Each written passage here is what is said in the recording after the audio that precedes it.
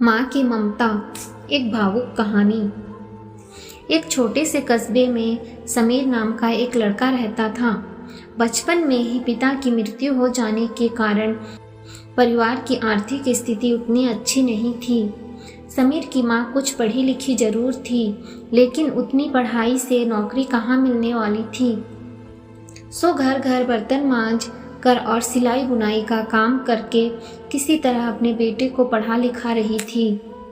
समीर स्वभाव से थोड़ा शर्मीला था और अक्सर चुपचाप बैठा रहता था।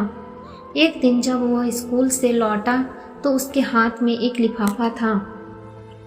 उसने माँ को लिफाफा पकड़ाते हुए कहा, माँ, मास्टर साहब ने तुम्हारे लिए ये चिट्ठी भेजी है, जरा देखो तो इसमें क्या लिखा है। माँ ने मन ही मन चिट्ठी पढ़ी और मुस्कुरा कर बोली, बेटा, इसमें लिखा है कि आपका बेटा काफ़ी होशियार है। इस स्कूल में काफ़ी बच्चों की तुलना में इसका दिमाग बहुत तेज है और हमारे पास इसे पढ़ाने लायक शिक्षक नहीं हैं, इसलिए कल से आप इसे किसी और स्कूल में भेजें। यह बात सुनकर समीर को स्कूल ना जा सकने का दुख तो हुआ, पर साथ ही उसका मन आत्मविश्वास से भर गया कि वह कुछ खास है और उसकी बुद्धि तीव्र है।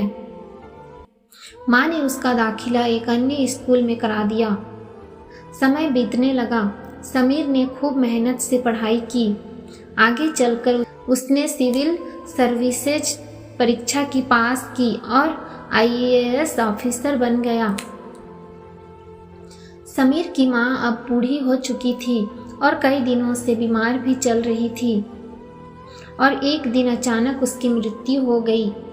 समीर के लिए यह बहुत बड़ा आघात था। वह बिलक बिलक कर रो पड़ा। उसे समझ नहीं आ रहा था कि अब अपनी माँ के बिना वो कैसे जिएगा।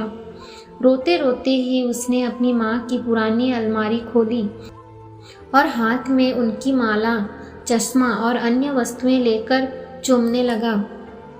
उस अलमारी में समीर के पुराने खिलौने और बचपन के कपड़े तक संभाल कर रखे हुए थे। समीर एक एक कर सारी चीज़ें निकालने लगा और तभी उसकी नज़र एक पुरानी चिट्ठी पर पड़ी। दरअसल ये वही चिट्ठी थी जो मास्टर साहब ने उसे 18 साल पहले दी थी। नम आँखों से समीर उसे पढ़ने लगा। आदरणीय अभिभावक, आपको बताते हुए हमें अफसोस हो रहा है कि आपका बेटा समीर पढ़ाई में बेहद कमज़ोर है और खेल कूद में भी भाग नहीं लेता है।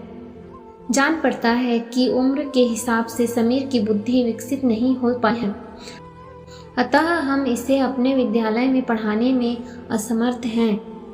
आपसे निवेदन है कि समीर का दाखिला किसी मंद बुद्धि विद्यालय में कराएं अथवा खुद घर पर रख कर इसे पढ़ाएं। सादर प्रिंसिपल। समीर जानता था कि भले अब उसकी माँ इस दुनिया में नहीं रही, पर वो जहाँ भी रहे उसकी ममता, उसका आशीर्वाद सदा उस पर बना रहेगा। भगवान सभी जगह नहीं हो सकते, इसलिए उसने माँ बनाई। माँ से बढ़कर त्याग और तपस्या की मूरत भला और कौन हो सकता है। हम पढ़ लिख ले, बड़े होकर कुछ बन जाएं, इसके लिए वो चुपचाप ना जाने कितनी कुर्बानियाँ देती हैं। अपनी ज़रूरतें मार कर हमारे शौक़ पूरे करती हैं।